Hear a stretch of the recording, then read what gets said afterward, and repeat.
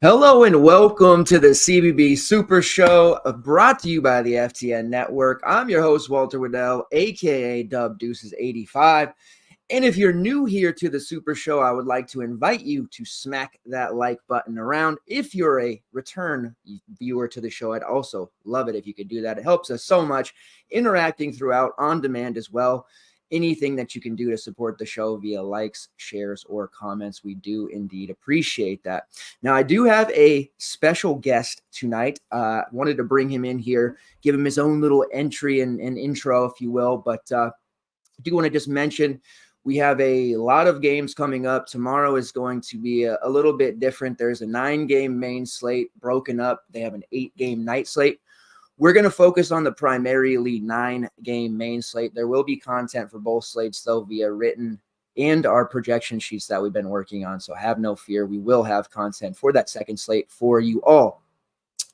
We're going to go game by game. That's our tried and true method of breaking down these slates. We'll also talk a little bit about props, prize picks, cores, all that good stuff, and perhaps even some betting opportunities here as we bring on the guru himself, the based goat of prop betting. I mean, this guy is just unbelievable how good he is. Our man, Mike. Don't call him Kutry. He's on the show with us. First time in a long time. Mike, how are you? I'm really happy that you decided to come on the show. I know you're a very busy guy. It's late for you, but I do appreciate it. What's up, Walt? You knew you couldn't keep me away for too long, but I've been great, grinding away props like we do here over at FTN, and yeah, excited to talk some hoops with one of my favorite people to do so with. Love it. I still, let me get it out here. Not knock over the Dsu shirt jersey here, but I still have can't really see it here. There we go. Got the posh, thing hanging up back there. So, you gifted that to me, and I wanted to make sure you knew I still got it rocking and love it. So working on getting a Butler one here before he heads out, but definitely appreciate that. I love it and have it up there, but find me every single show. All right, so before we get into it, I do want to mention for the main slate here, there is a bit of a potential change. Well, there will have to be a change, but the Florida-Tennessee game will be taking place 2 hours earlier due to inclement weather. I don't know what it's like over there in the New Jersey and New York area. It's kind of bad in the PNW, but not as bad as some of these Midwest areas. And in the South, but there will be a 2-hour early start, 2 p.m. PST, 5 p.m. EST for Florida, Tennessee. So we will start with that game, but I mean, it's going to have to either be dropped off the slate or they're going to have to change the slate. And if they change the slate, they have to redo all the contests. So I suspect it'll just get dropped off or be into a showdown. But just in case, we will still talk about this one, and we will lead off with Florida versus Tennessee. Looking at it is a 159 total. 9.5-point favorites are the Vols. The Gators have been involved in some seriously excellent fantasy environment games. Their defense has not been great. They're bleeding fantasy points. I wouldn't be surprised if both of these teams scored a ton, but I'm not so sure it'll be on the slate. Let's start this one off talking about where you want to go at with this team. My man Dalton Connect, who has been amazing the last couple of games like we thought, but start us off and give us a breakdown for this one. Yeah, Walt. So like you said, Florida's been playing at a super fast pace all season. They're 11th in tempo per KenPom, so definitely going to be a fantasy-friendly environment. They headed into Tennessee, who it's really just tough to gauge because they play so many guys, especially on the perimeter. But like you said, the first guy you have to look at is Dalton Connect, who who had a few down games. He was dealing with an injury, but he's come definitely back to life the last 2 games and has been absolutely on fire. I was expecting him to be probably one of the more popular players on the slate, and for good reason. He's only priced at 7,600, so you definitely have to look there first. It's just an all-star matchup for him. Sakai Siegler looks to be himself again after slowly coming back from off-season injury. But he's a little priced out for me in the 8,000s. I think Jonas Adu also had a really good game last game, but he's been priced out as well. So really just looking at Dalton Connect. Another guy I really like on Tennessee here, which, maybe you have an argument against me here, but I keep going back to him just because I think he's just way underpriced, is Santiago Vescovi. Like I said before, it's tough because they have so many guards, and sometimes, he fouls a lot. He can get lost in the shuffle. But, again, this is a guy who's been over the course of the 2 years priced around the 7K range. He's lethal from three. He can fill up the stat sheets in other categories. He's sitting here at 5,400 and plus matchup. I think he might get overlooked here at such a low price. And then also we have Triple J, who can, as we know, he'll have a few games every year where he'll pop off for 40 fantasy points and just stuff the stat sheet. This is one of those environments where he can do it again. So those are the guys on Tennessee I'm looking at. On the Florida side, the rotation has been a little weird all season under Todd Golden. Is Riley Cooper in the doghouse? Is he out of the doghouse? Who the heck knows? And it really just comes down to playing guard roulette with them. And that's something I don't want to do against the fourth best defense in the country. So if this game does stay in the slate somehow, I'm probably going to stay away from the Florida situation and just focus on the Tennessee guys. Yeah, I've been pretty much on these larger slates avoiding Tennessee as well. The Riley Kugel experience, I don't know if he's going to play 5 minutes, 30 minutes. It's, I don't want to really delve into that. And the rest of the Florida guys here just really kind of hit or miss at times. GPP wise, Walter Clayton's been pretty good for us, but I agree. There's not a lot there that I want to look at. The connect price is way too cheap. I mean, it's much better than the 6-3 and 5-3 that he was. He was pretty high against Georgia. He was like middling depending on the contest against Mississippi State. We kind of had it pegged like they didn't really need to use him in some of those games to end non-con. So we played a little bit less, but we pretty much figured in competitive games, he's going to be seeing more minutes. He's taken 38 shots in the past two. He was just like the perfect fit for this team. Would have been a perfect fit for North Carolina, which I have beaten a dead horse by saying that, but he's been really fantastic. Love him for sure. And then Jonas Idu, man, he was like phenomenal in that matchup against Georgia. It's actually the second time in 3 games he's put up 40 plus, priced at 7.4, which is a bit high for him. But he's definitely in the mix there going up against this Florida team. They do have the front court presence, but if he does not get into foul trouble, I would imagine he is going to be a pretty nice look as well. This Florida team's liable to give up 100 plus points in this type of situation. All right, moving on to Butler versus Xavier. Xavier 5-point favorites, total of 150.5. The Butler side is this is a fun team, man. They've been involved in some pretty high scoring games as well. Our guy, Posh Alexander, his price has kind of slipped a little bit under that 7K range. Anytime he's in the 6.5 to 6.8, I definitely like to look at him, but we know with his scoring and kind of inability to hit threes, although he made 2 last game, so that was great. He's just not have the most upside there. So he has the namesake of the Posh play of the day for the sneakier option, but I don't find myself using him all that much, although this is a great spot to use him against Xavier. They're a team that does make guards like him look pretty good. So I wouldn't mind getting some exposure to Posh. Definitely a guy that's going to be on my radar. And since I'm doing the MME thing, running the sheet and all that 20-plus lineups, I'll certainly have some exposure there. The player that I'm really looking at here is DJ Davis, sitting there at 6'2". Somebody with a higher shot rate, takes a ton of threes, playing upwards of 25 to 30 minutes. Now, he hasn't shot very well in the past 2 games, and that's definitely negatively affected him. But you saw in games like UConn, 8 for 19, St. John's, 10 for 17, Providence, 7 for 16. This will be a game more of a style that plays to his nature a little bit more, and I think we do see him kind of flirt with 30 fantasy points. So DJ Davis is actually the guy that I'm favoring over him.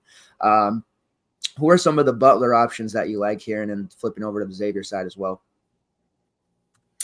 Yeah, so you have to like Posh the best just because of his ability to stuff the stat sheet and rack up steals, and that's what you look for, especially if you're trying to win a Q or a big GPP, is somebody who has a high ceiling, and that's Posh for you. Anytime his number slips under, his price slips under 7K, I'm always looking at him. He's been so successful for both of us over the last few years when we roster him.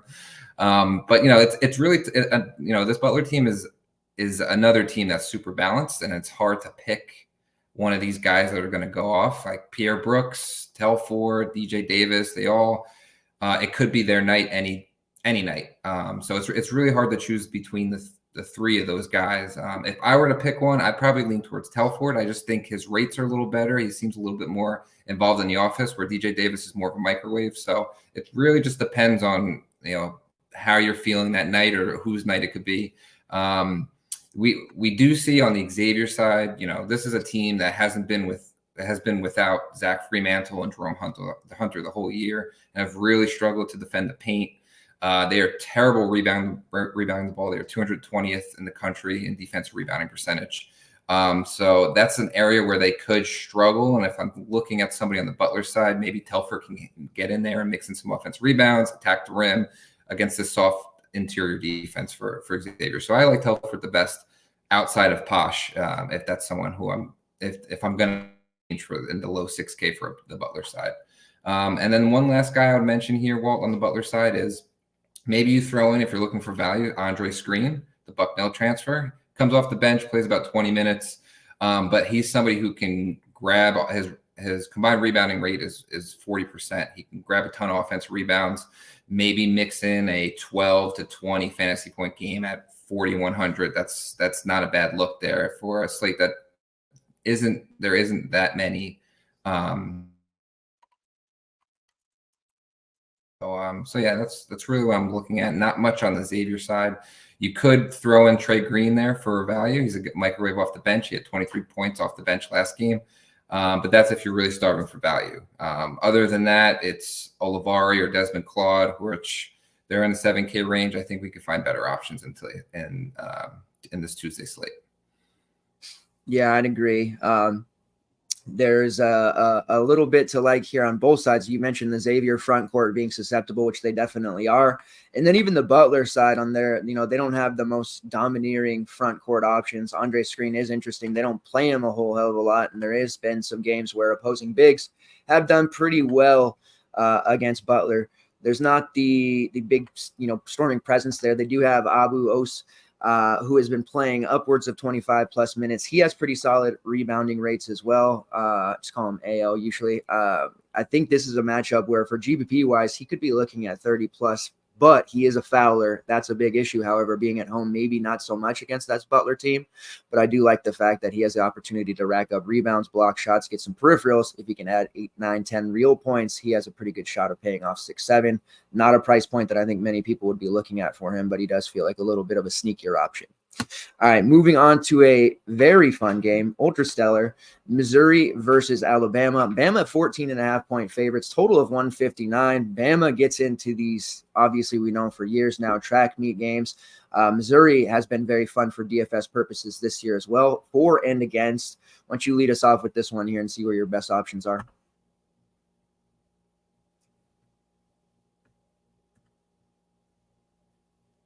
Can you not hear me? Hello? Okay, so I don't know if that's me. If any of you are watching the show here live, if you want to say if that's me or Mike, I'm not sure of which one is messing up. Hope it's not me, but if it is, I apologize. We'll back out and then back in. How about that? Doesn't seem to be messing up on my end, but yeah. Anyways. I'm just going to go into it here. All right, cool. Thanks, Kevin. I appreciate you jumping in there. Oh, there's Mike's back. All right. Can you hear me okay? I'm back. Okay, cool. Awesome. All good. Wouldn't be a live show with a person. I have been doing solo shows for like months and months and months. So, of course, the first night I have a co-host that messes up. So, appreciate you jumping back on there. Just getting into the Missouri-Alabama side here, I'd mentioned the higher total. Obviously, with Alabama, we have been, playing for and against them all year long. Pretty typical for a team with the number 1 rated offense on Ken Pom, top 40 tempo, playing against a Missouri team that has been involved in some higher scoring affairs here recently as well. Gave up 90 to Kentucky, over 70 to Georgia. Just got into that overtime game with South Carolina. Ken Pom does have Alabama scoring nearly 90 in this matchup, but Missouri scoring over 70 themselves. So there's a lot of different options to look at here. Prices are up, but where do you find yourself starting with, and who are some of your favorites for this one?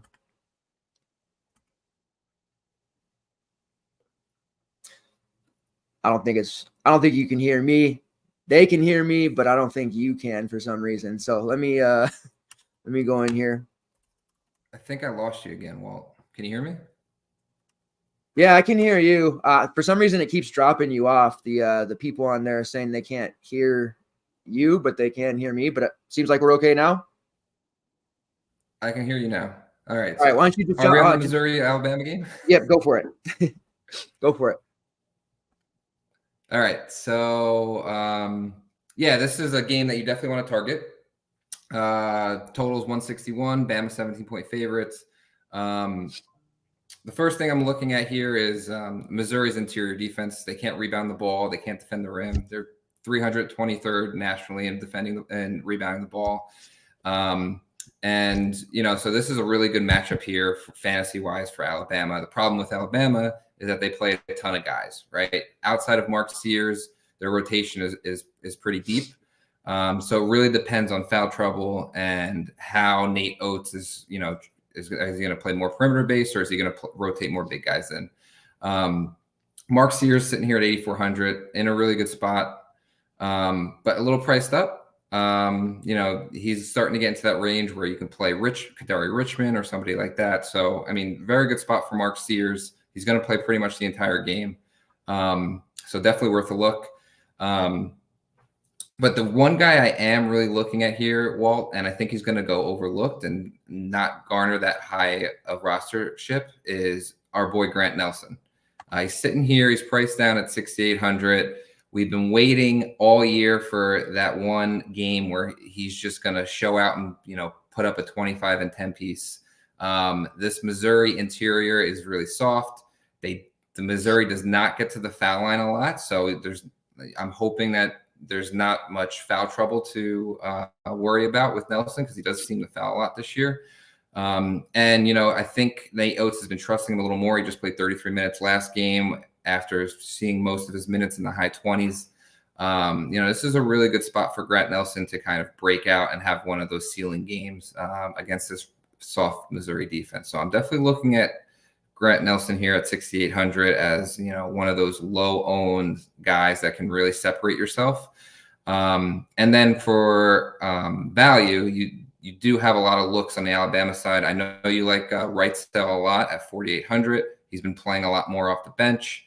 He's a guy who can really fill it up and hit some threes.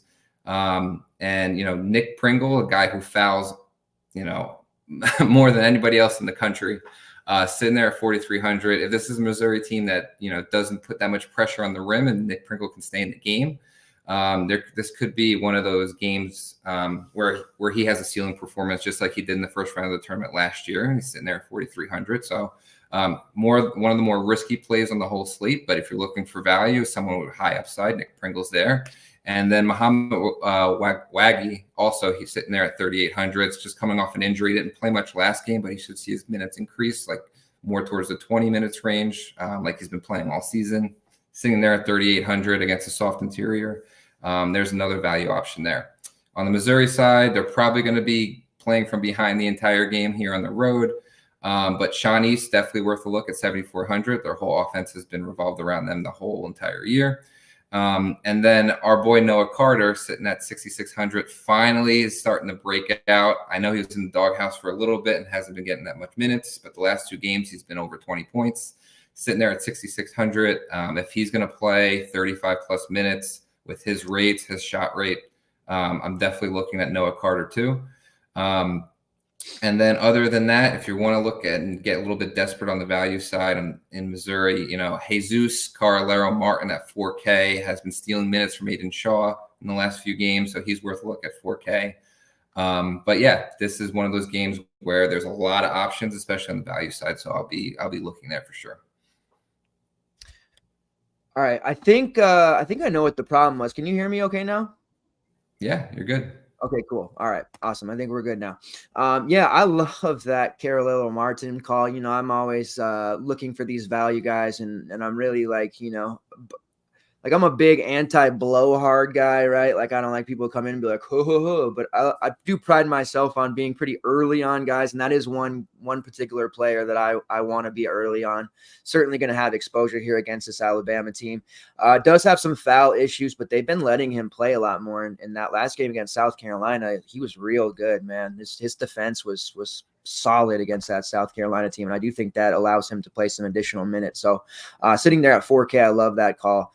And then Sean East, just shout out to him. 7-4 is a really good price for him. I think people are going to be overlooking that one a little bit, but this matchup is fantastic. Sean East has been such a roller coaster of a career between, UMass and non-D1s and where's Bradley.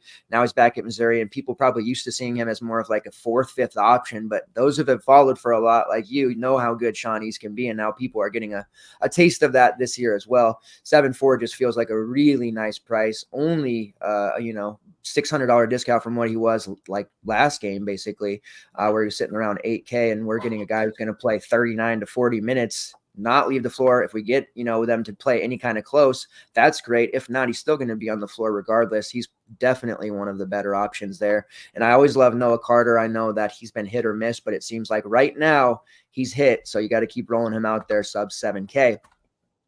And Grant Nelson, he's was a mid-major just god for us. I was a little leery about him coming into the year because, he's not necessarily the biggest banger in the world going up against tier A competition, but Missouri might be tier A in name, certainly not tier A though. And I think that he can definitely do some damage against them with his 3-point shooting ability, as well as carving a bump on the inside. So Nelson certainly looks like a good option there as a forward 6'8".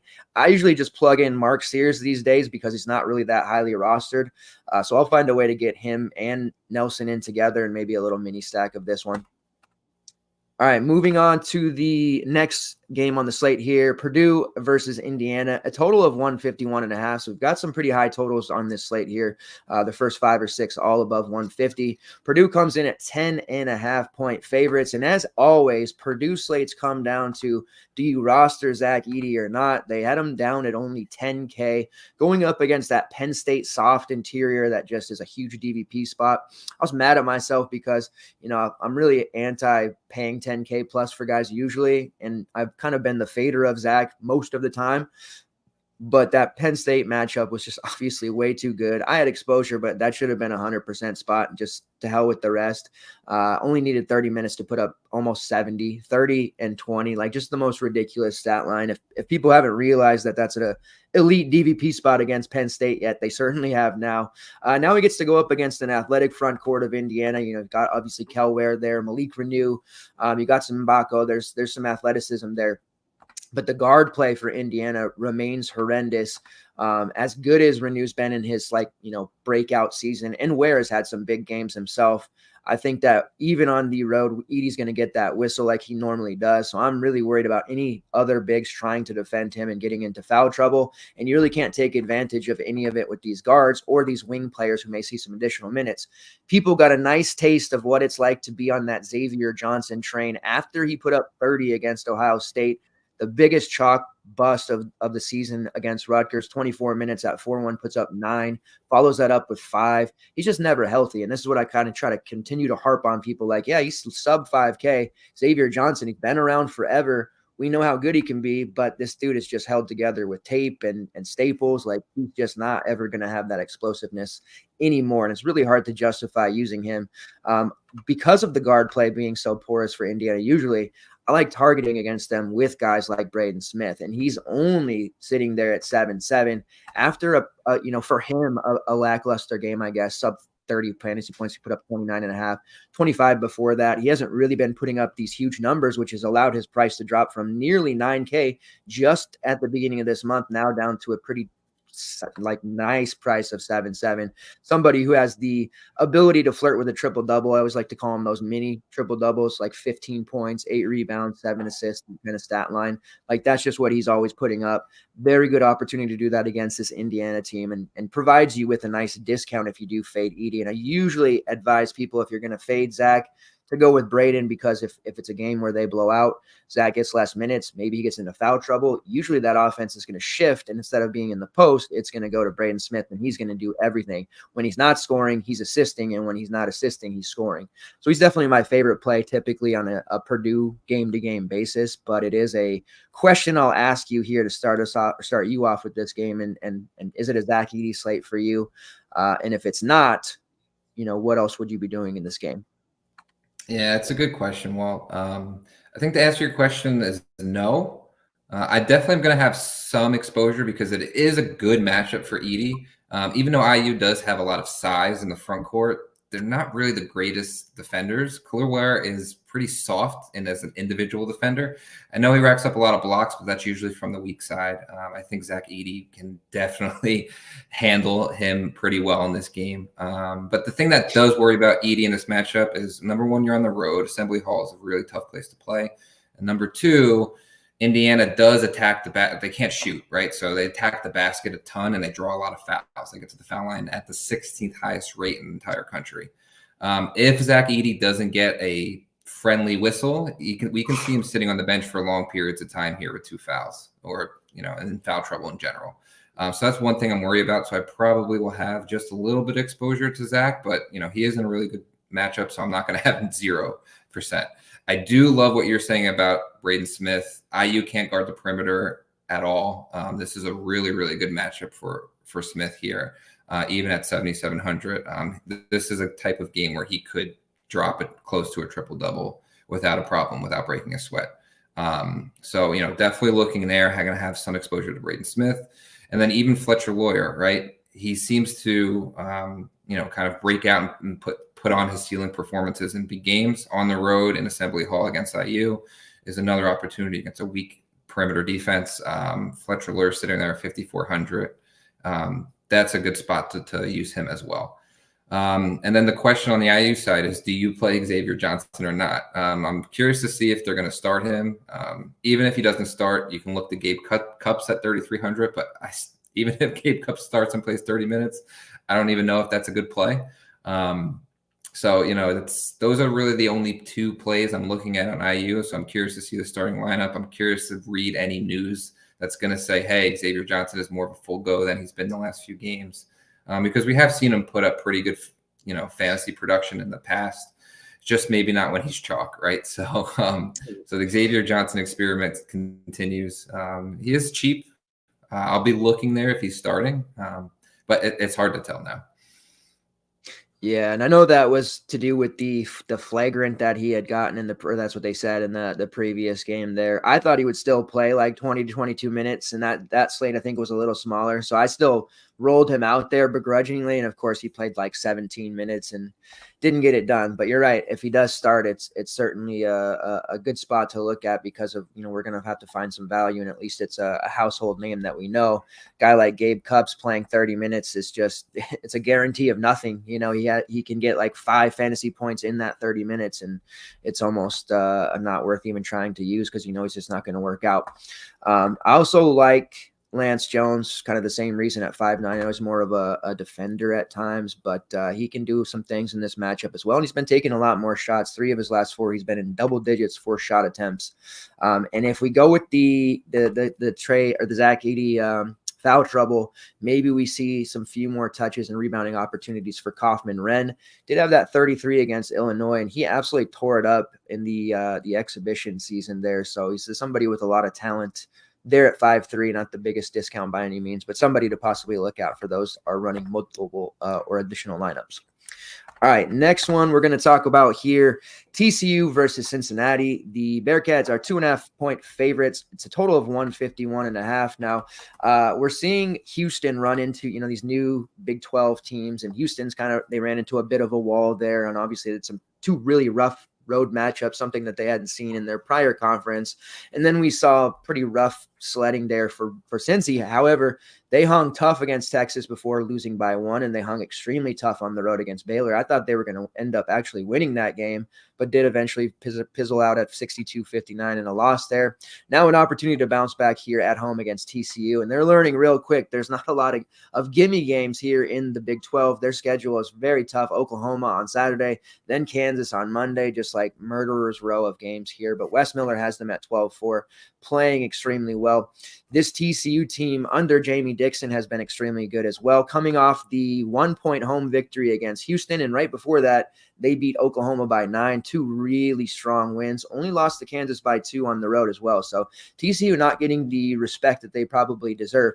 Now, when it comes to DFS purposes, TCU's been a little bit tough to predict outside of Emmanuel Miller, who's been fantastic.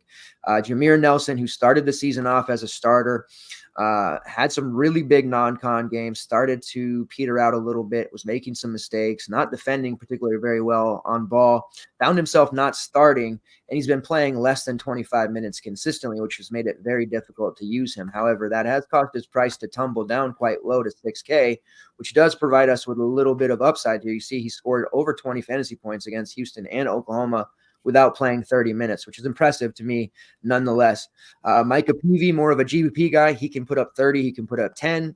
5.9 is a pretty decent price for him. And then we've seen Trevian Tennyson, who was big last year in the tournament for a low-seeded team, has really not done a whole lot this season leading up to conference play. Once he got into the starting lineup and had himself a pretty nice game there in the Hawaiian tournament, especially against Christmas Eve against Hawaii, put up 23 fantasy points, followed that up with back-to-back 25-plus games, had a rough go of it against Houston and Oklahoma to be expected. Him continuing to start, though, at 5'6", and in this spot, he has to be at least in consideration, but it's a little bit of a cute play, I think. And really, we want to know if Jacoby Coles is going to play, because his price here at 5K, played 13 minutes against Houston. If he were to get back in the starting lineup, that's, to me, a pretty hard get away from, because he has great rates when he's healthy. He has these, phenomenal fantasy point per minute numbers, and we're getting into a price point with him where there's just like so much upside, even though he's struggled the last couple of games and has missed time because he's dealing with various ailments. So a non-healthy Coles is definitely risky, but that price has mitigated some of that risk there, depending on how that starting lineup shakes out, or if we hear anything about his potential minutes there. Miller, like I said, has been the most consistent and dominant player on the team at 7.7. He should probably be priced a little bit higher. He's very rarely ever rostered by anyone, so he's a nice little GPP alt look. You can get different with him, rarely busts out, and torpedoes your lineup, has great rates across the board, takes a lot of shots, and is one constant player in this lineup. On the Cincinnati side, Aziz Bandiago he missed the last game against Baylor. He had a really poor outing against Texas, played just 15 minutes. I'm not sure the extent of what the ailment actually is there. So with him being out, let me pull this up real quick. What they ran against Baylor. Starting five of Day Thomas, Victor Lakin, Seamus Lukosius, Dan Skillings, who we love, and John Newman, who is the eternal one. Seems like he's been playing for 20 years at this point. Off the bench, we saw additional minutes for Jameel Reynolds, played 21, and Josh Reed played 13. So the Cincinnati side, a little bit tougher, but Dan Skillings does offer some upside. But at this TCU team, they've been playing well enough. They've been keeping guys down. There haven't been a ton of blow-up performances against them, at least in conference play. So I'm not actually – even at home, looking to roster too many of these Cincinnati guys. Even though Larkin's been my guy, I'll always love Skillings for GBP. And I do think a guy like Day Thomas at 5'6" has legitimate upside. Hasn't shown it the last couple of games, but granted, they've played some tougher opponents. I do like him to a degree here at 5'6". How do you see this one going? Yeah, well, I agree with you. Cincinnati does get a pace boost here, right? TCU is 41st nationally in tempo. And we do have the Bandago news that you have to monitor, because, if you just look at last game, our boy Dan Skillings was just inserted into the starting lineup, getting probably 5, 6, 7 more minutes. And with his rate, his 26% shot rate, that's a big difference. He put up 37 fantasy points in the last one, and he doesn't have a tough matchup, and he has a tempo boost here. So definitely looking, and I'm interested here for Skillings at 6,400. And you said Day Thomas. So TCU is a perimeter pressurized defense, and they funnel guards to the rim. That's somewhere where Day Thomas needs to kind of take advantage of, and the ball's going to be in his hands a lot. At 5,600, this could be one of those matchups that he reaches a ceiling performance. So I like the price there. I like the matchup for Day. And then on the TCU side, it's just really hard to pick one of these guys outside of Miller. Miller's price at 7,700. I think there's other ways we can go on this slate. But the main thing I'm looking at on the TCU side, which you spoke about earlier, is Jacoby Coles going to start, and is he going to get the minutes he was getting earlier before he got injured? That 5K price is just way too low for him. We've seen how active he can be earlier this season when he was getting more minutes towards the end of last season for TCU. The guy's just all over the place. So even in a tough road matchup, that price is just too low for his upside. So if he gets the green light, or we get the green light that he's going to start, then I'm definitely looking for him. Yeah, absolutely. And even if he doesn't, like I feel like we want to have at least some exposure there just in case. And I think people will be worried to use him. All right, moving right along here, we have Wake Forest versus NC State. The Wolfpack 1.5 point favorites, another total of 150. Definitely am going to have exposure to this game. NC State coming off the 89-83 victory over Louisville. Now, NC State did insert Michael O'Connell into the starting lineup there. The DJ Horn, I thought I was being cute with the DJ Horn under, just ended up being like apparently late to a meeting or some sort of team thing that he violated. So he ended up playing 35 minutes and scoring an assload of points, 27 real off the bench. Although it is some merit to O'Connell remaining the starter here, maybe over Morcell, because they do value him. We have a couple of real hardcore NC State fans in our Discord, and they show me some of that, NC State paid recruiting board stuff, and they really like Michael O'Connell because he represents more of a true point guard, passing, facilitating type player that they really need for this offense. They have a couple of guys like Jaden Taylor, Casey Morcell that take some bad shots, or sometimes in Taylor's case, won't shoot at all. So having O'Connell there to kind of facilitate makes a lot of sense for them to continue to do so. DJ Horn's clearly the best guy on this team right now with the way he's playing. Still love my guy, Dennis Parker, who's the freshman. He got himself into a real nice start, but then he fizzled out there and couldn't get anything going in the second half and only played 21 minutes. So that was a bit of a disappointment because he remains pretty cheap and is somebody that has a ton of upside for this team and in this particular matchup. Was super happy. The Mo Diarra experience now early in the season with Diarra for this Wolfpack team. He was playing some pretty solid minutes as a starter, 22, 27, 15, and then he started to fizzle out, played only 7 against Vanderbilt, 13 against BYU, and then to the bench he went, barely played, had a nice 34-minute outing against Boston College, and then has barely been used. They did use him a little bit more against North Carolina, and that was a sizing thing. DJ Burns not able to handle some of the arduous stuff that happens in a college basketball game, and they ended up giving him 18 minutes against Louisville. This was something that I had caught up to on the news, talked to those NC State guys, and he was like 2% owned. He ended up performing way better than I anticipated. 11 rebounds, 7 points, 1 assist, 1 block, and a steal in 18 minutes. I do think his minutes are going to continue, though, and going up against this Wake Forest team, which they do have a premier, rim protecting, rebounding machine in FTN Reed, but Wake Forest has bled fantasy points to multiple positions, and I do still like Diarra. This will probably seem like a choice at 3.8 because of what he just did in the sub 20 minutes, but I do say I think they're going to continue. Again, had that exposure there, and I think at 3.8, where I'm not going to sit here and say he's putting up 26 again, but I do think he's a threat to put up 4.5x as long as he sees over 15 to 18 minutes. Like on my initial projections I'm messing around with, even at 14 minutes, like I have him at almost 13 fantasy points. So if we can get him up there around 18, 19 again, he's a pretty easy value, honestly. Certainly on board with using him. Parker at 5.1, I mentioned, and then Jaden Taylor, who I continue to look at. I mean, his price dropping below 6K. It's like, man, how do we not use him? He projects well, still not playing great. Lost minutes against Louisville, had major foul trouble, and like, he doesn't seem to want to shoot the ball right now, which is worrisome. But the price again drops to another low price point of 5.1K. Remaining as a starter, it's tough. Now he's cheaper than Mike O'Connell. This is a matchup again against Wake Forest that there is some upside there. And I know nobody's going to want to use him, but he's in value territory at this point now, and somebody that we know from last year during his time with Butler that he can really play. On the Wake Forest side, I do think their guards may struggle a bit here, but you know what the deal is. Boopy Miller, Hunter Salas, our guy Cam Hildreth, they're going to play all the minutes in the world at the guard spot. They usually rotate around. Hunter Salas, to me, has the highest upside, but he does go through cold streaks. He'll end up droughting, putting up like 1 fantasy point in a 15-minute period, and then rattling off 20 in a 5-minute period. That's just kind of the way he operates. I found myself with this Wake Forest team continuing to just plug in FTN Reed. Most of the people that were using him, and he was super chalky below 6K, jumped off once he got to 7K. And I know when you look at the logs, 27, 28, 22, maybe not super sexy, but he continues to be pretty consistent without scoring the ball very much. He is an elite shot blocker, like we said, and he's rebounding at a high level as well. And he's just somebody who will be a major problem to me against DJ Burns. And for that reason, I do think Diarra ends up playing more. And you look at Reed, I mean, I just can't believe they couldn't find a role for him last year.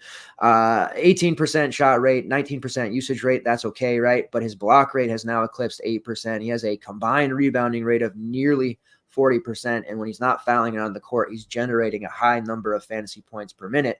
So you just need to get him up over 30. And generally, he's going to pay off a price like this of 6.9. And he's been hovering around 7K. Like I said, he has not been very owned. I, of course, used him against Virginia because that's a DVP spot. It was okay, 28.5. Didn't produce very well against FSU, starting to learn a little bit about their defense, and was rock solid against Miami for the most part. So this Wake Forest bench and overall their rotation, they don't use a ton of guys. So you generally want to look at that starting lineup, and that includes Carr to a degree as well. Who are some of the options that you like here in this one?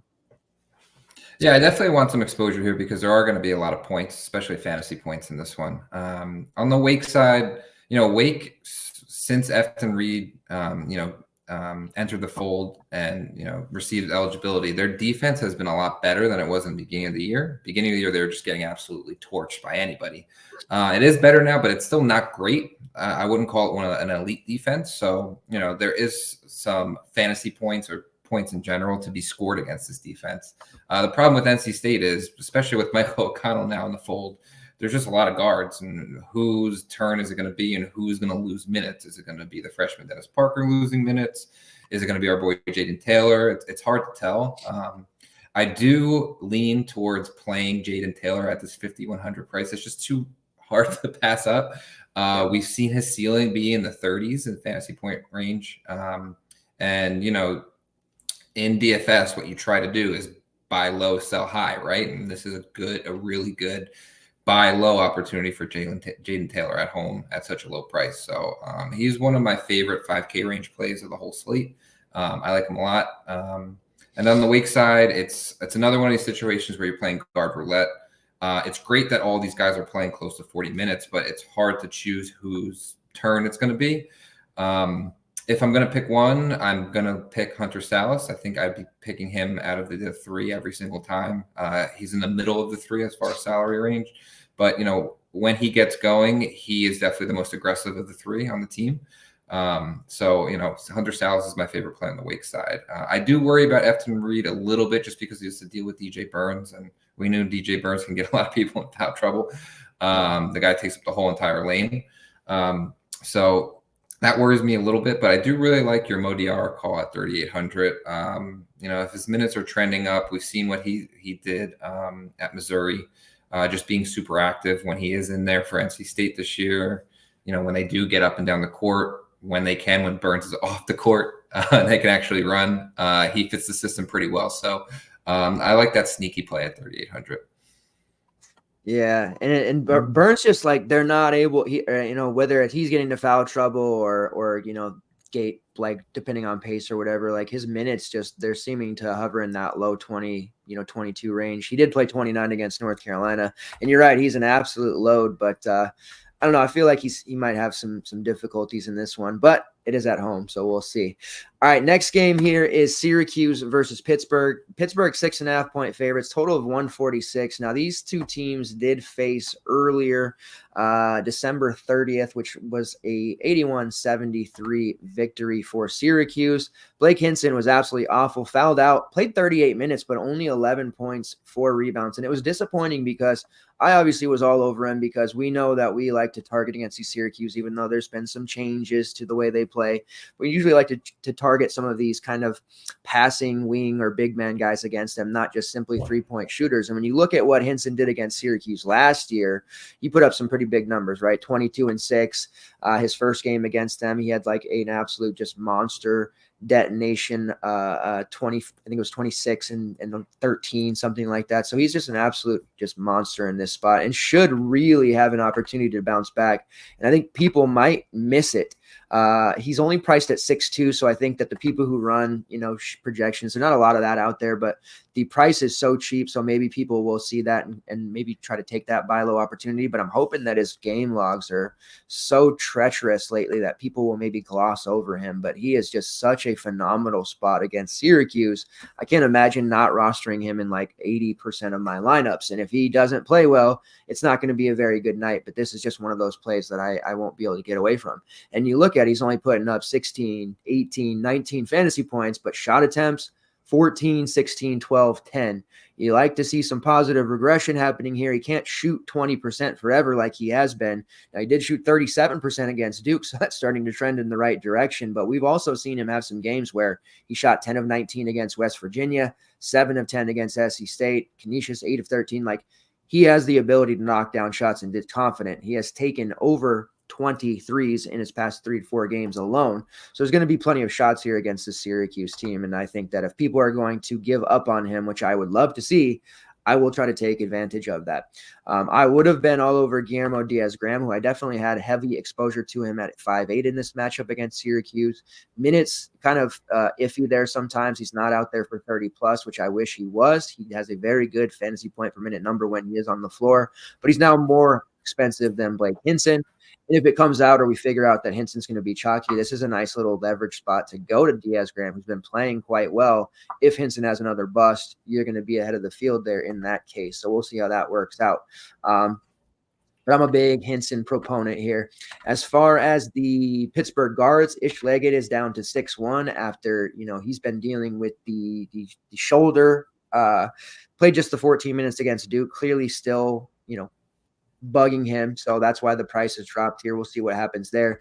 In his absence, we've seen some big minutes from Jaland Lowe, 25, 27, and 31 minutes. So he's been playing a lot, sitting there at 4-4. The opportunities for him to continue seeing that playing time means he has to be considered as a top-notch value. And then, the Frosh, who is probably going to be a one and done at this point, the way I'm reading draft boards. I don't do a lot of NBA stuff, but I'm starting to get into our dynasty deadline for trades was today. So I was starting to look at who was going to be like leaving for the draft and for underclassmen. And this is somebody who is getting a lot of chatter, sitting there at 7-2, playing basically the entire game. Solid rates across the board, only 7-2, most expensive player on the board. But this Syracuse matchup is just so elite at this point. Both of these teams kind of trending in a weird direction, but I think this is a nice bounce back spot for Pittsburgh. And it's almost to the point where I don't really like that many Syracuse guys, even though Judah Mintz is extremely cheap. So break down the Syracuse side and who you like on Pittsburgh for us. So I'm in a complete agreement with you on the Pittsburgh side. Blake Hinson was probably the first person I noticed on the slate here at 6,200. That Syracuse isn't playing that 2-3 zone anymore like last year. So even it didn't matter the price last year. Blake Hinson was going to take 15 threes against that zone last year. So that was a no-brainer. So you have to do a little more thinking this time. But Syracuse still gives up a ton of threes. He's way too cheap. I'm, like you said before, I'm really hoping that people are first taking a glance over this game and saying, hey, it's one of the lower totals on the slate. And also looking at Blake and looking at Hinson's box scores over the last 4 games, like, oh, this guy hasn't even put up over 20 fantasy points. So he's, easily off the list. Like this guy was putting up easily 40 fantasy points a game over the first month of the season. If he makes his first 3, he's going to get 12 threes up in the game. And they're going to get a tempo boost from the 26th fastest team in the country here in Syracuse. So Hinson's a guy I'm definitely very interested in. On the Syracuse side, I do really like Judah Mintz. If you look at his usage rate, it's 31%. It's probably one of the highest ones on the slate today. And he's only 7,500, which is really cheap for him. I think it's like maybe $1K too cheap for where Judah Mintz should be priced throughout the rest of the season. And if you look at, his usage rate on the road this year, it's even higher. It's usually in the mid 30s. If you look where Mintz is used a lot more when they're on the road and usually playing from behind, which they could be in this game as well. So I'm super interested in Judah Mintz. I think we can get one of his really good performances here against a struggling Pittsburgh team. And then I'm also looking at JJ Starling at 5,200. the Syracuse rotation has kind of been all over the place recently. But we still know the talent level JJ has from his freshman year over at Notre Dame last year. The guy can really score the rock. If he gets off to a hot start, we've seen him play 30, 35 minutes. I think this is just too cheap of a price for JJ Starling here at 5,200. So I am looking at him as well.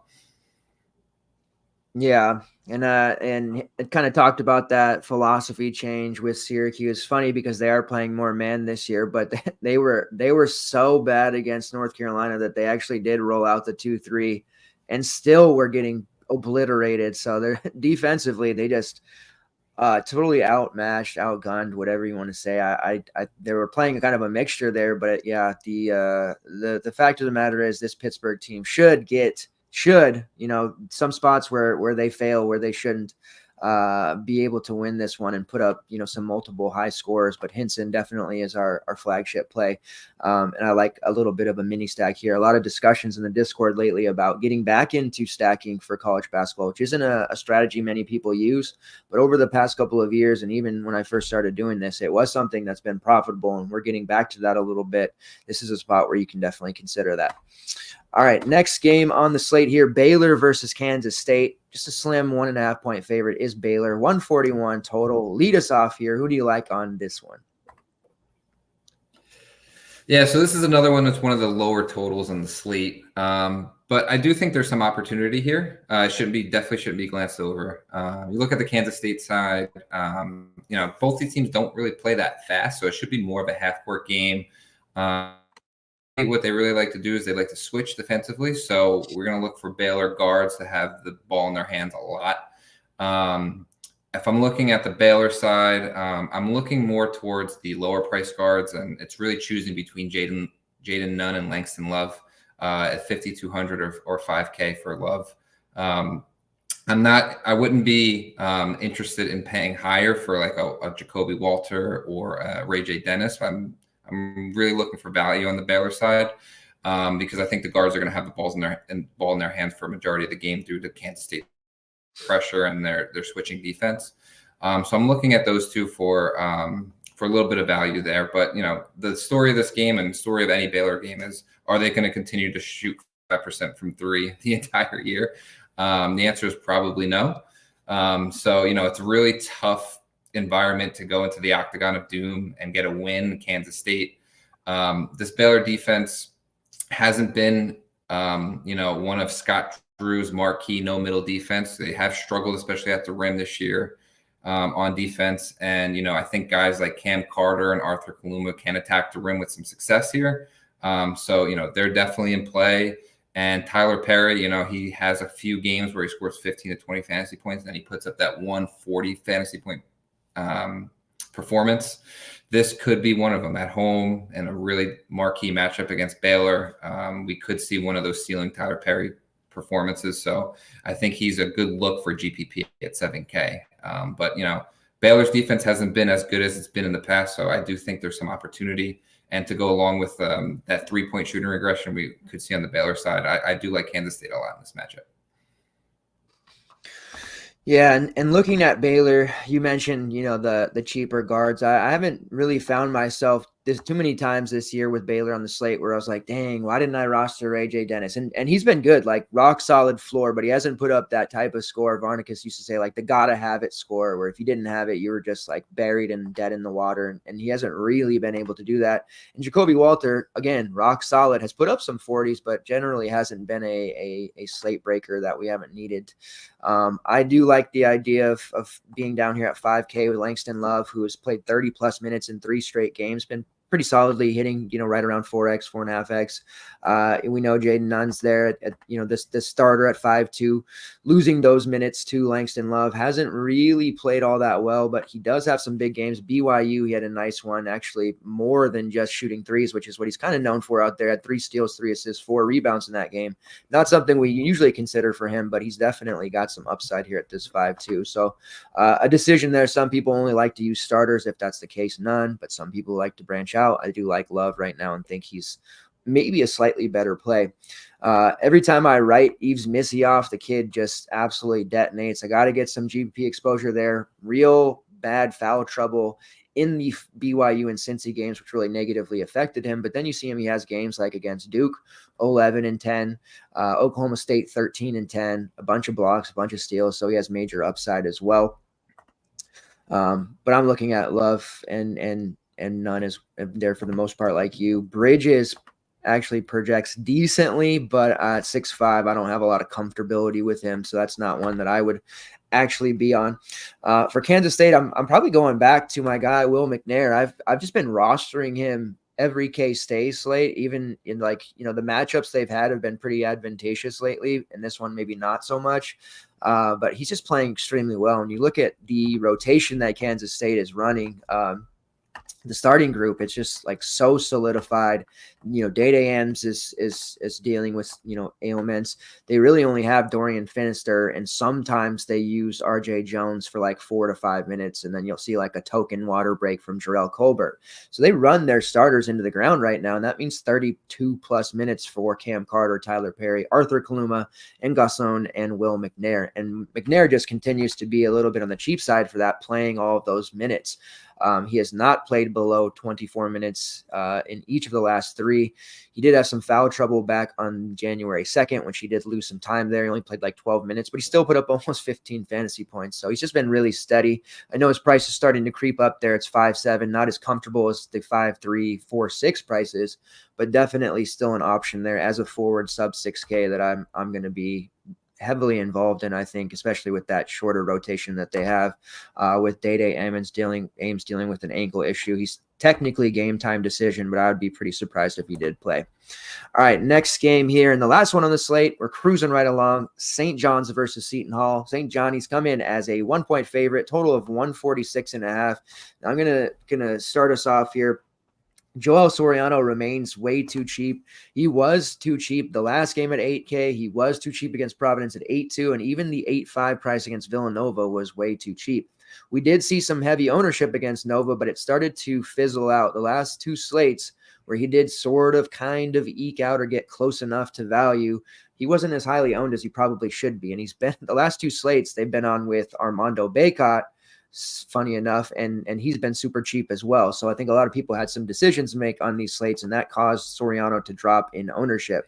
Now he's going up against the Seton Hall team that, kudos to Coach Holloway. He's getting the most out of these guys without an NIL program to really speak of. They're playing exceptionally well, riding Kadari Richmond, getting enough out of Dawes, but their front court with Bediako and it's just not really that strong. And Soriano should be able to dominate it and should get back to dominating the glass as well. But there is a thing I've been kind of talking about in the Discord and also with Stills, our resident St. John's expert, that when RJ Lewis is in the starting lineup, it really feels like it kind of hurts Soriano. He's so active. He's so good at angles. Like watching him, he's a very impressive rebounder, and he does pretty much everything, just a stat sheet stuffer. I know he didn't do as good against Creighton, but that was one of the few times he hasn't this season.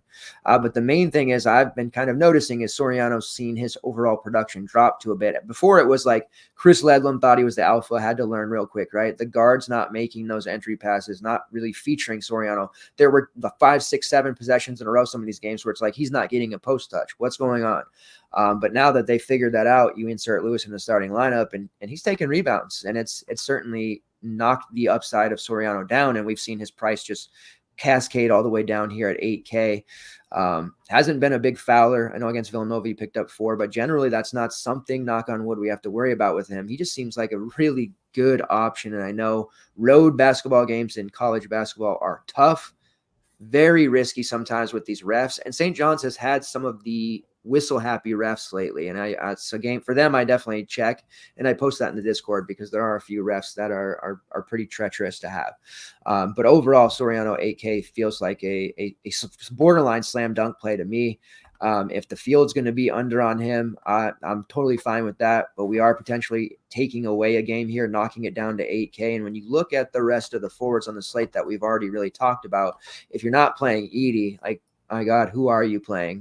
There's really no one else to play besides Joel Soriano, or you're going all the way down to some of the mid-range prices that we've talked about. So from that logic, it seems like he should be chalky. Will he actually be chalky? We'll see, but he's just a great play. Dennis Jenkins playing all the minutes in the world, 7-6. I haven't really done well with Jenkins this year, and it's hard not to. He generally always puts up 30 plus, but and putting up huge shot numbers. Rebounding again with Lewis, I've seen kind of go down for him. High assist rate though, and he's generally going to have the ball in his hands at all times. I don't like to play him with Soriano. I generally like to make a decision between those two. I think for me, it's going to be Soriano in this spot. We did see Brady Dunlap tweak an ankle, played just 10 minutes.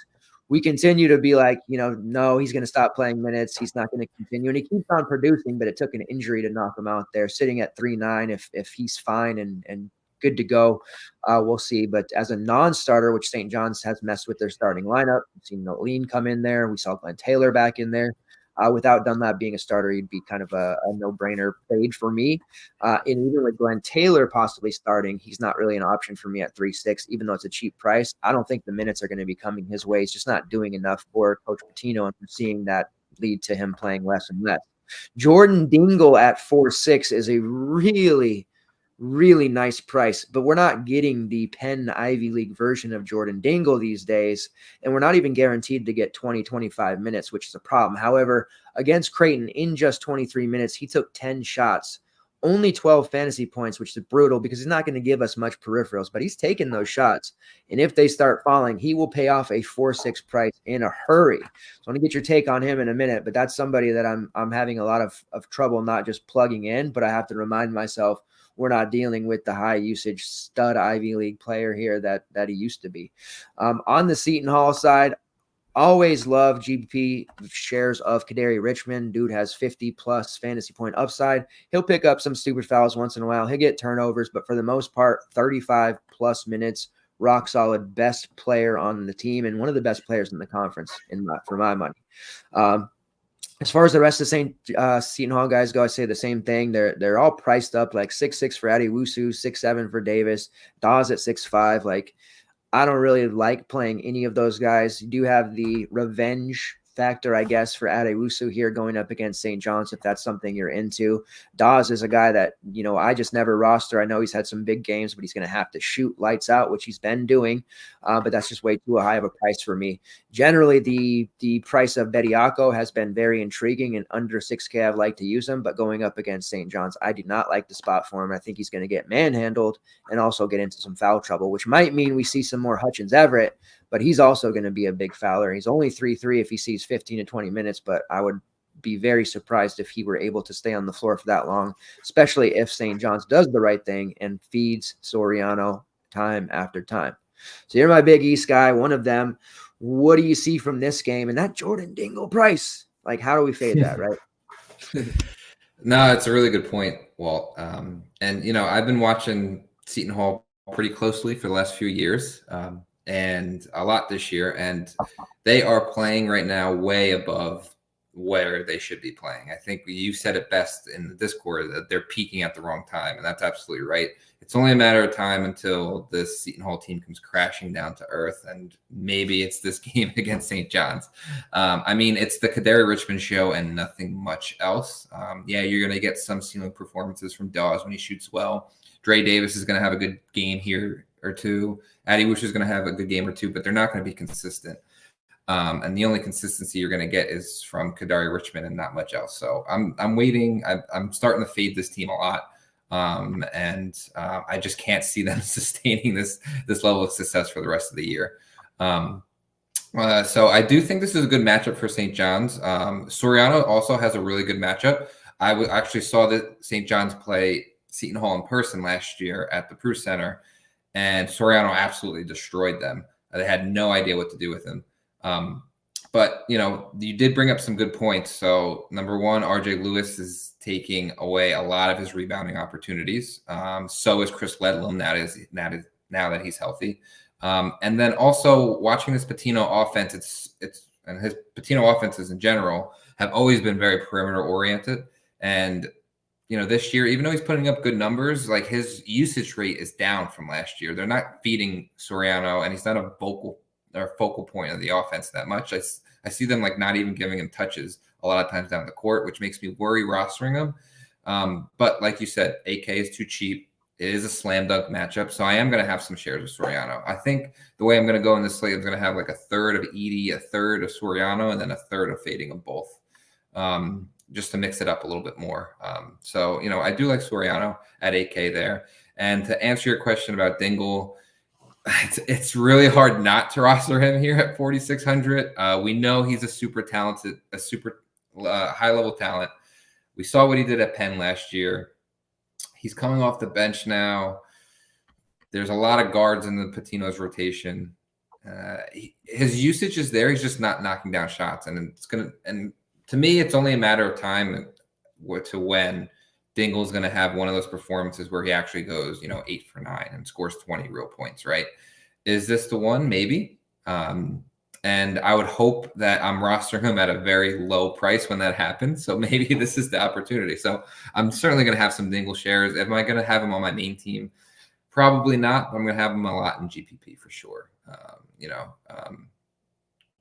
He's just too good of an offensive player. I know he's been struggling, but play good players, especially when they're cheap. That's what we always say, and he's a perfect example of that. So those are really the guys I'm looking at. Yeah, and this is obviously not like at all the same level, but the Dalton Connect, when his price had dropped dramatically before 2 games ago, people were like, "Oh, I'm worried about his minutes," but me, sales, like a lot of people were like, "Nah, he's gonna play. They got him for this. Like, you just don't fade him at the 5.3 price point. It's just way too cheap." And of course, he went off. I'm not suggesting that Dingle is going to deliver us a 50 or anything, but this is just one of those things where, maybe he jumps back in the starting lineup. I know he hasn't started the last 2, but we know Patino's been really kind of moving those 2 spots around Jenkins and Soriano, and they're trading out starters between Taylor and Dingle. So maybe he gets back in the starting lineup, and maybe perhaps that happens, late into the slate where people don't have a lot of time to make a move to him. Even if he doesn't start, though, I certainly want to have exposure. And now that you had mentioned in GBPs, I'm starting to dabble more in multi-entry. He's going to be somebody that I want to be overweight on. But if I'm only running single entry, yeah, it's going to be probably too difficult to do so. But it's definitely one of those super buy low spots where if he even plays 20, 22 minutes, it's really hard for me not to think that he pays it off or gets damn close. And those shots got to start falling somewhere. Maybe it's a confidence issue. Maybe it's a system issue, going from being the high usage star of a team to like the 8th, 9th, 10th option. I mean, that's got to screw with you, I'm sure.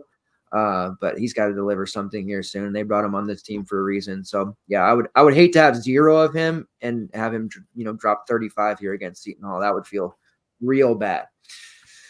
All right, so that wraps up the slate. We're the model of efficiency here. Now we're going to get into talking about cores. And, I always like to have our guest co-hosts go first, give them the opportunity. So what are you looking at for a core on this one? All right, so for my core, I'm first going to go with Judah Mintz at 7,500, especially on the road. I mean, his rates are just way too high for that price. He's basically their entire offense. This game, Pitt actually played Syracuse, I think it was 3 games ago in ACC play, and the game saw 75 possessions. The game was super, super fast. I think Mintz can have one of his stealing performances here on the road against Pittsburgh. So I really like his price. So I'm hoping he gets a little bit low ownership. So Judah Mintz for me, number 1. Number 2, I think both of us are going to have him on our core, but Blake Hinson at 6,200. I hope people are going to be box score chasers here and look at his few last box scores that were, but he's been struggling. And, this is just a really good matchup for him. He's going to get up a lot of shots. I'm hoping he rebounds well here. But this is the lowest price we've seen Hinson all season, and in an up-tempo matchup, it's just really hard to ignore, especially at home. And then third, I'm going to give 2 for my third, and they're going to be guys that I don't think anybody are going to touch. So you probably can get them like 5%. I'm going to give Santiago Vescovi at 5,400 for Tennessee if they're part of the slate. I think people are just going to be too worried about his inconsistency, but following college basketball as closely as you and I have for the past few years, Vescovi has been one of their better players for the last 2 years, and we've seen him put 30-plus fantasy points up plenty of times. So we're just waiting for that opportunity, and this could be one of them in a really easy matchup against Florida. So Vescovi is way too cheaply priced for me. And then the last one I'm gonna give another pick that I think is gonna get overlooked. I'm gonna say Grant Nelson at 6,800. Somebody on this Bama team is gonna go off against Missouri. They're super, super soft on the interior. I've been waiting all year for Grant Nelson to have one of these 25 and 10 with 2 blocks, 2 steals kind of games, and I think this is going to be it. So I'm going to give out Grant Nelson at 6,800 as a sneak play. Yeah, I love that call as well, because Nelson, like I said, I've been pretty anti-Nelson since he came to Bama, and he's had some good games, but I think that the price is cheap, the matchup is right, and he's certainly going to be able to deliver. So that's a good one. I love it. For me, core, yeah, like we'll share the Blake Hinson play, because I mean, how can you not? It's just way too obvious. And I think we're talking about maybe people will fade him, but I think most people will probably come to the same conclusion as us. And as it gets tossed around, as we get close to lock and people talk about it, and on socials and other companies, it'll probably end up being relatively high owned. My other core play, because I'm going to be really high on the Edey fade, because I usually always am, I feel inclined to play Braden Smith at 7-7. And you had mentioned, I had tabbed him having like that mini triple-double type stat line. You had kind of hit on it saying he might actually just pull the full triple-double out. So I do like that at 7-7. He's fitting a more balanced build. If we don't play Edey, we can do a lot of things in this 6 to 8K range, and he's somebody at 7-7 that I feel like I want a ton of. And then the third core here is going to have to be Soriano. So I think that'll be chalky. I just feel like the forward position is really strong this time. So there's going to be several that I want. So that would be my core. As far as like sneakier options going and delivering some values, I think Mo Diarra, just 18 to 20 minutes. We don't need a lot. They're sub 4K. It worked out for me last slate. Could easily not work out for me this time, but I do think that they're going to need him. He's going to play some minutes. He has the chops to kind of hang tight with a player like Efton Reed and kind of punish that Wake Forest D. So he's somebody that I think we want to look at. And then you had mentioned also for Missouri, Carolero Martin at 4K, playing 24 minutes last game, played 19 the game before that against Kentucky. I think we still see those minutes happen. Gets a good spot here in a pace up against Bama, where it's going to be lots of fantasy goodness scored. So that's another value kind of fringe core for me, or maybe like a sneakier value, just so you have some options there to fit a guy like Soriano, Braden Smith, and some of the others that we've talked about. All right, I want to go into PrizePicks. I know you don't look at that a lot, but I want to get from you a couple of your prop bets that if you have any in yet, and you might not. I don't want you to give up the whole kit and caboodle here, so I'm only going to ask you to maybe give us one or two. But before that, going into PrizePicks, Dalton Connect here. His points prop is 17.5. People might feel like it's getting higher, but I just think he's going to remain in the zone here going up against Florida. Look for him to score 20 plus real. He's just going to stay super engaged. PRA, Blake Hinson, it's at 22.5. I was hoping they would give us like 19.5 or something crazy where I could just be like, what are the kids saying? A generational wealth opportunity. We've been kind of saying that sarcastically in Discord, but 22.5 points, rebounds, and assists for Blake Hinson going against the Syracuse team that he blew up last year. We know they're playing more man-to-man, but I think he does get back on track and ends up hurting them real bad. So those are two that I really like.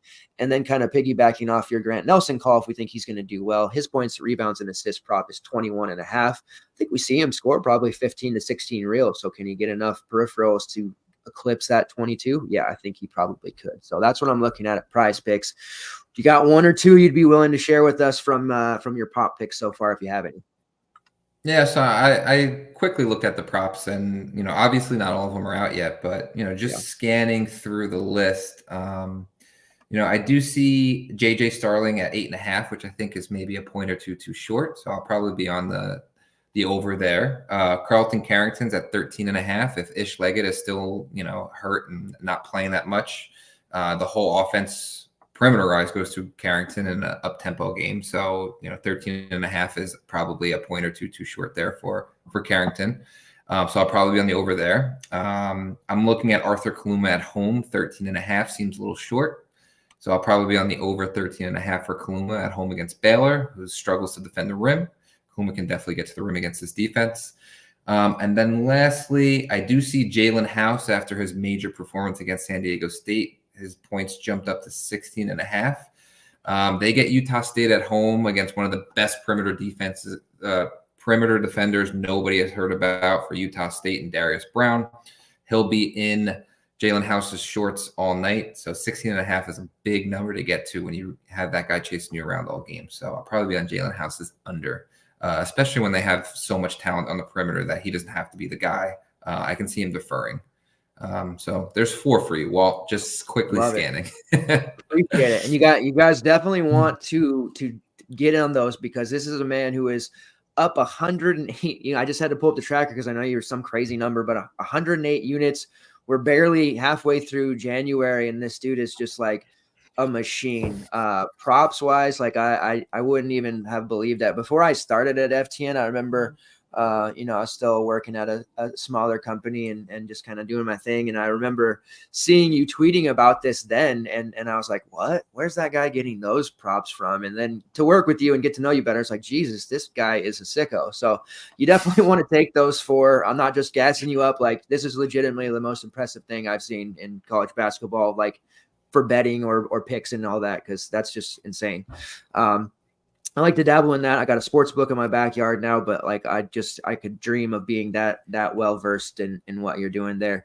Where I get myself in trouble, because I feel like I'm doing pretty well at DFS, but I think the PRAs, I get a little too obsessed with those, and I keep getting like 22 on a 22.5, 21 on a 20, like so many times. So I got to learn to stay away from those and probably do what you're doing, is focusing on some of the points there. So I did notice the PRAs, there's a little bit of pitfall for me. And I think my brain thinks of it as a fantasy point when it's not. So I think that's where I get messed up, but I appreciate you coming on, man. Always welcome. Friday nights, Monday nights, Tuesday nights, we're going to start doing more as we get into February and closer to conference tournaments and everything. So please, anytime you want to come on, you just do what you did today and say the word, and we'll make sure it happens. I appreciate you, Walt. I'm happy I can get you on the prop train. Let's get you more away from the PRAs and more on the points, but we'll get you there eventually. But yeah, always a pleasure, coming on the show, chopping it up, talking hoops with you. You're one of my favorite college basketball brains there is. Playing DFS is so much fun. And talking to you every day makes me a better player too. So, and even in the prop market, you bring some things up to my attention that I'm not even thinking about. So yeah, I obviously love talking hoops with you, and I'm willing to come on whenever you need. No problem. Even if it's 12 o'clock at midnight, this is what I love to do. So no problem, Walt. I'll do it for you. I appreciate you making that sacrifice. I know it's late, and there will be times where I get it a little earlier for you. All right, that'll wrap us up. I will be back tomorrow night, same time, same place, to break down the Wednesday slate. I suspect they'll have it broken into 2 again. We'll try to get a little bit more of those games in if we can. Thanks again to Mike. Thanks to all of you guys who tuned in live, and we'll see you later. Take care. Get to those green screens. Get to the window. Let's make some money.